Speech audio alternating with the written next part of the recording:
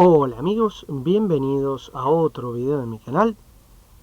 En este video quería hacer un poquito de teoría acerca de una polémica que surgió en este video, que era acerca de las cajas plásticas versus las metálicas. Quedó claro que las cajas metálicas primero tienen que ir conectadas a tierra, son más resistentes que las plásticas, no son aislantes, al ser metálicas, por eso deben ir conectadas a tierra. Se oxidan, las plásticas son aislantes. Desde un primer momento yo dije que el cable a tierra debe pasar por todas las cajas, como piden las normas, pero que no entendía por qué deben ir a algún, por ejemplo en Córdoba piden que tenga una bornera la caja, aunque sea de plástica, con el cable derivado del conductor de protección a la caja. Sinceramente no lo entiendo. Se los debo confesar, como otras cosas de las normas que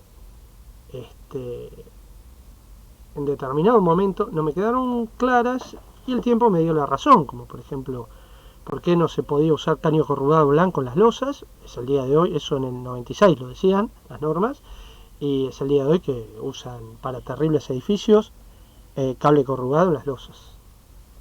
Bueno, acá, como despertó polémica, quería hacer un poquito de teoría.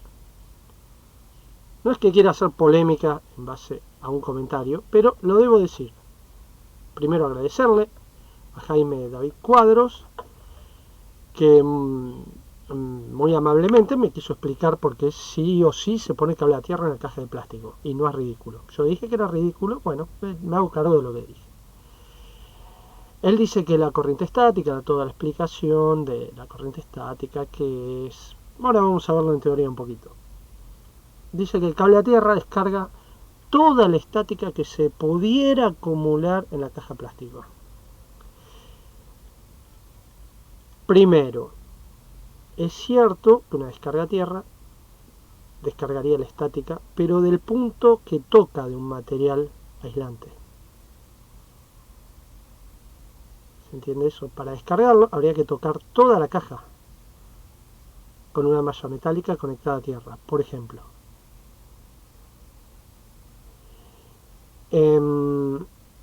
Segundo, la estática no se produce por la corriente que circula por los cables. No se produce por eso, se produce por otros fenómenos. Y, dicho sea de paso, lo expliqué, que yo tenía un título bachiller especializado en físico y matemática, y de eso estudié algo desde el punto de vista, además de la electricidad, del punto de vista físico. Bien, vamos a pasar a hacer un poquito de teoría. Vamos a pasar a la teoría. Para eso vamos a abrir nuestro querido Paint, que uso siempre como pizarrón virtual. Bien, acá tenemos la hoja en blanco del Paint y vamos a empezar haciendo un poquito de teoría. La electricidad, los fenómenos eléctricos son un tipo de energía que hay en la naturaleza que consiste en las manifestaciones de las cargas eléctricas de la materia. Estas cargas eléctricas pueden separarse entre las de carga negativa y la positiva. Para tener una idea, las negativas son los electrones. La sobra de electrones va a generar que haya más carga eléctrica negativa, el signo negativo. La falta de electrones en la materia, en las moléculas de la materia, no importa de qué tipo de materia, ahora vamos a pasar a eso, produce que esa materia esté cargada de electricidad positiva. Ahora, la electricidad puede presentarse en distintos materiales. Tenemos materiales conductores formados principalmente por metales, como el aluminio de las latas, los anillos, que pueden ser de oro, de plata, accesorios metálicos de cañerías, utensilios de cocina, pueden ser de plata también, de acero inoxidable, las monedas de diferentes aleaciones, las arandelas de hierro galvanizada, los accesorios y caños de cobre, los tornillos, las tuercas, etcétera, un largo etcétera, siempre que sean metales. Disculpen amigos la calidad de la imagen, ahí la vamos a intentar mejorar, ahí está, ahí la mejoramos, y la de atrás no va más. Había descargado una de poca resolución, esta está mucho mejor. Nuevamente vemos, se veía, pero ahora se ve mejor, más lindo, digamos. A ver si tenemos otra plaquita. Perfecto. Materiales conductores, permiten libre desplazamiento de cargas eléctricas de una región a otra. Ejemplo, oro, cobre, incluso minerales, como el carbón, o en sus estados también, de cierta forma depende. En general, ahora vamos a pasar a ver qué características tienen atómicas estos materiales. Son todos metales, aunque hay algunos que tienen propiedad de estar ahí en el medio, que se llaman semiconductores, que dependen que estén acompañados con qué otro tipo de elemento. Una imagen más para reforzar un poquitito. Estaría bueno que la pegue, no la pega. ¿Qué pasó? Nuevamente, a ver si la pega. Ahí está, tiene esta imagen tiene un tamaño distinto a la otra en cuanto a ancho, porque es vertical. A ver si la podemos agrandar un poquito. Ahí está, materiales conductores de la electricidad, y tenemos de nuevo, para reforzar un poquito, el plata, el alambre de hierro, cobre recocido, el níquel, minerales, las monedas. Bueno, un poco se repite esto para reforzar la idea. Ahora sí, vamos a adentrarnos un poquito más en lo que es la materia. Y acá que tenemos, esta es la tabla periódica de Mendeleev, que da los datos de los diferentes elementos que hay en la naturaleza. El elemento es la unidad mínima de materia que tiene las propiedades del elemento que compone, ¿no? La separación mínima, por ejemplo, desde hidrógeno, acá, hasta la última es el novelo. Bueno, hay muchos que no conocemos. Y si buscamos hierro, por ejemplo, cobre, níquel, todos estos, titanio, todos estos son, si no me equivoco, conductores. Si entramos a ver el hierro, por ejemplo, te dice los datos que tiene del valencia, sus últimos 4, la última órbita, cuántos electrones tiene. Tiene que tener 1, 2 o 3 para ser conductor. Y seguimos acá luchando, intentando aprender el uso del OBS. Y acá tenemos, miren, la última órbita. En realidad no está organizado en órbitas, esto es pictórico. En realidad es como si fuese un átomo. Para que tengan una idea, si lo llevamos a las proporciones que manejamos, es como si fuesen una cancha de fútbol. Bueno, por las tribunas andarían mosquitas dando vueltas por todas las tribunas. Eso para que tengan una idea de las proporciones interatómicas, los espacios interatómicos. Esas mosquitas, la última órbita sería la que menos energía tiene. Las mosquitas que menos fuerza tienen son 2, ¿no? Que están casi afuera de todo, de la última butaca de las tribunas. Después hay un montón de átomos intermedios que se van acercando en filas, y supuestamente el modelo atómico si no me equivoco, de Rutherford, indicaba como que eran átomos que electrones que giran alrededor del núcleo, que tiene neutrones, que son cargas neutras, y protones, que son cargas positivas. Y el núcleo, si lo llevamos a las proporciones, nuevamente hablando de la cancha de fútbol, sería una pelota de fútbol en el medio de la cancha. Eso para que tengan una idea, que no es como acá las proporciones, ¿no? Para que tengan una idea cómo serían las proporciones interatómicas si las lleváramos a tamaño, un átomo a un tamaño natural. Bien, dijimos tiene dos átomos, y al tener uno, dos o tres, lo que tienen las propiedades estos elementos, por supuesto pueden, en estado puro estamos hablando, después se combinan y van cambiando sus propiedades. Tienen mayor resistencia eléctrica, menor, otras propiedades químicas, físico-químicas. Es que estos electrones tienen facilidad para saltar de un átomo a otro. Entonces, si se les somete en un sector del material a un potencial eléctrico positivo, y en el otro sector del material a un negativo, los electrones van a pasar del negativo al positivo, estableciendo una corriente eléctrica, y el material va a conducir y va a ser electrificado, ¿no? Va a tener tensión de acuerdo al potencial que reciba de uno u otro lado. Bien, ahora vamos a pasar a otra imagen. Vamos a hacer un pequeño salto en lo que estamos hablando. Ya directamente ir, como ustedes se habrán imaginado por la introducción, vimos los materiales conductores, una herradura, una medalla, un rollo de caño de cobre, un lingote de hierro, oro, planchas de metal. Bueno, hay otros dos grupos de materiales, de elementos, de sustancias, porque no necesariamente son elementos, porque pueden estar combinados con otros elementos. El hierro muy difícilmente lo encontremos puro, cobre también, lo podemos en mayor o menor grado, pero bueno, en grupos, digamos, en sustancias. Aislantes y semiconductores. Los aislantes tienen 5, 6 o 7 electrones en su última órbita, como expliqué en los conductores, que tenían 1, 2 y 3, por eso son conductores. Los aislantes, al tener 5, 6 o 7, les cuesta mucho más cederlos, entonces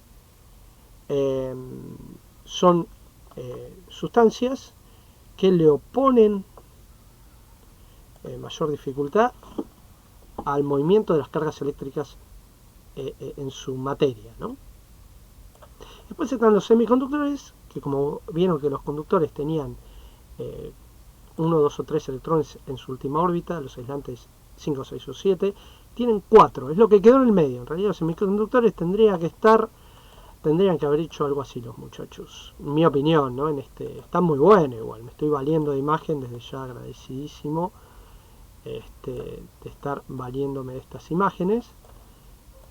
Podrían haber hecho así, como tienen 4 electrones en su última órbita, podrían haber mostrado así y quedaban ahí está, los aislantes o dieléctricos del otro lado. Aislantes o dieléctricos, semiconductores en el medio. Pero vamos a pasar directamente a los aislantes o dieléctricos. Los semiconductores, germanio, silicio, los más conocidos, habrán escuchado, son los que se usan para los semiconductores. Componentes electrónicos que permiten que funcionen las computadoras, todo lo electrónico, transistor, diodos y circuitos integrados, que en su interior tienen un montón de microscópicos componentes. Pero nos vamos a mover entre los conductores en este video y los aislantes para entender su funcionamiento. Dijimos que en los conductores las cargas eléctricas, una vez que se establecen, están libres, totalmente libres de su estructura.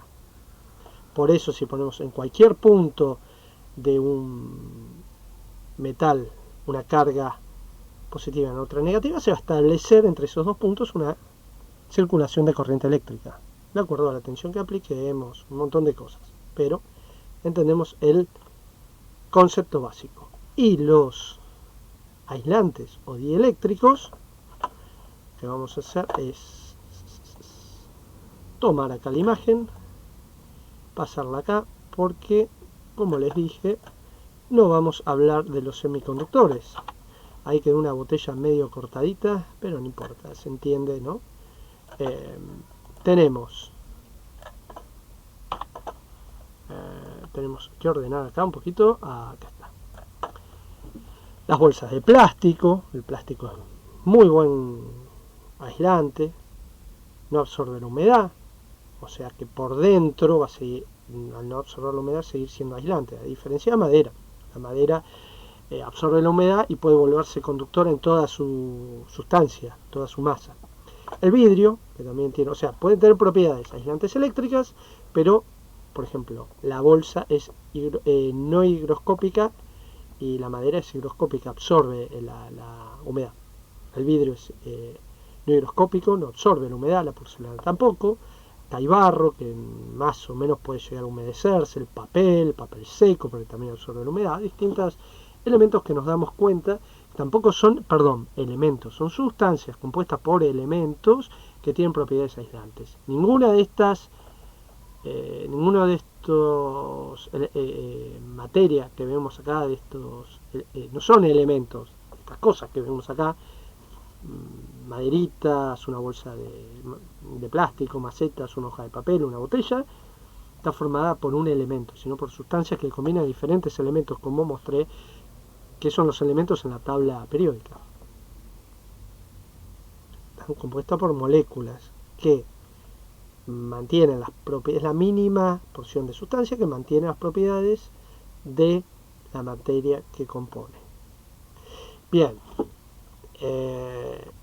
ahora, en los aislantes se pueden dar fenómenos eléctricos. Si uno frota diferentes materiales, como bien lo dijo el compañero, la lapicera en el pelo, en una piel también, un vinilo que se carga de estática si le pasamos una franela, un montón, una varilla de vidrio si le pasamos también un determinados géneros, hay algo que se llamaba tabla de triboelectricidad, que te indica qué elementos se cargan con cuáles cuando los frotas. Pasan cargas eléctricas de uno a otro. Pero, ¿qué pasa? ¿Cómo se distribuyen esas cargas eléctricas? Esas cargas eléctricas no se distribuyen libremente, sino en el lugar donde frotaron las distintas sustancias. Como por ejemplo la lapicera. Si vos tocas con los dedos la lapicera, las vas a ir descargando, porque vos haces una especie de descarga tierra, aunque estés con zapatilla de goma, descargás, pues pasan a tu cuerpo, pero donde fuiste tocando. Por eso mismo, ahora voy a la conclusión, que una caja plástica, acá tenemos la caja plástica, una caja plástica es aislante,